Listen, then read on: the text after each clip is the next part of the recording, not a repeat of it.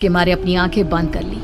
तभी अचानक तांत्रिक की झोपड़ी में अजीबोगरीब आवाजें गूंजने लगी। सविता और ऋषु बुरी तरह से कांप रहे थे। आंखें खोलो और अपने सामने देखो। क्या यही है वो जिससे तुम कल रात को मिली थी? बताओ मुझे। हाँ, इसने कल रात मेरे बेटे के ऊपर हमला किया था। ये उसी लड़के की भटकती हुई आत्मा है जिसे कुछ दिन पहले तुमने मार डाला था। मम्मी ये महाराज क्या कह रहे हैं? क्या सच में आपने किसी की जान ली है? किसी को मार डाला है? अगर हाँ तो बताइए ना मम्मी, किसको मारा है आपने? किसको? तुम्हारी माँ इतनी आसानी से सच नहीं बताएगी बेटा। इसने एक बच्चे की जान ली है। कहीं उसका नाम प्रशांत तो नहीं महाराज? वो मेरा दोस्त है, मेरा मतलब मेरा पड़ोसी है। सही पहचाना।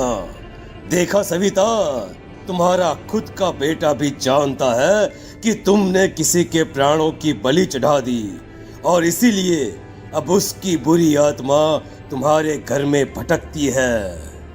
मुझे माफ कर दीजिए महाराज, मुझसे बहुत बड़ी गलती हो गई। प्रशांत हमारे पड़ोसी का बेटा था। हर बार उसके नंबर मेरे बेटे से ज्यादा आते थे और इसलिए मैंने उसके कमरे के बाहर काला जादू किया था, पर मुझे नहीं पता था कि वो मर जाएगा। तुम्हारे उसी काले जादू वाली गुड़िया के अंदर एक बुरी आत्मा थी जिसने उस बच्चे के दिमाग पर बुरा असर कर दिया और उसी की वजह से उस लड़के ने अपनी बालकनी से कूदकर आत्महत्या कर ली। इसकी वजह सिर्फ और सिर्फ तुम हो, तुम। नहीं महाराज, जो कुछ भी हुआ मुझे नहीं पता था कि प्रशांत अपनी जान दे देगा। प्रशांत की आत्मा इस वक्त तुम्हारे सामने खड़ी है, हमसे बात करना चाहती है। बोलो बोलो, क्या कहना चाहते हो? मैं जीना चाहता था, बड़ा होकर कुछ बनना चाहता था। आपके बेटे से मुझे कोई परेशानी नहीं थी। अरे वो तो मेरा अच्छा दोस्त था। मुझे माफ कर दो बेटा, मुझसे बहुत बड़ी गलती हो गई, मुझे माफ कर दो। माफ करने से मुझे वापस जिंदगी नहीं मिल जाएगी। मेरे माँ बाप आज भी मेरे लिए रोते हैं। आपने मेरे साथ बहुत गलत किया है, बहुत गलत। और तभी अचानक प्रशांत की आत्मा वहां से गायब हो जाती है। सविता जोर जोर से रोने लगती है। सुन लिया तुमने?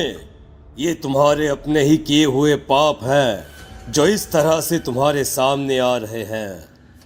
माँ, ये आपने अच्छा नहीं किया। सिर्फ 10th बोर्ड के एग्जाम में मैं टॉप कर पाऊं, इसलिए आपने मेरे दोस्त के ऊपर काला जादू कर दिया। नहीं मम्मी नहीं, अब हम कभी खुश नहीं रह पाएंगे, कभी नहीं। मेरे दोस्त की आत्मा को कभी शांति नहीं मिलेगी मम्मी, कभी नहीं।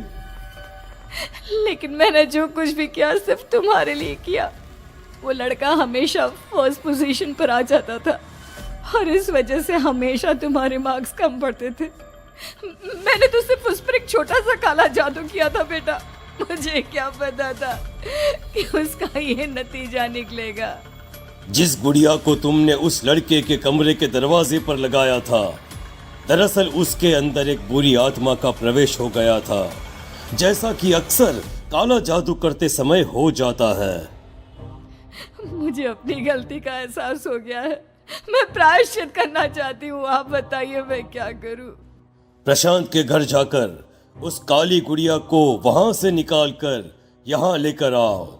मैं उसे आग में जलाकर राख कर दूंगा और उसके बाद प्रशांत की आत्मा को हमेशा के लिए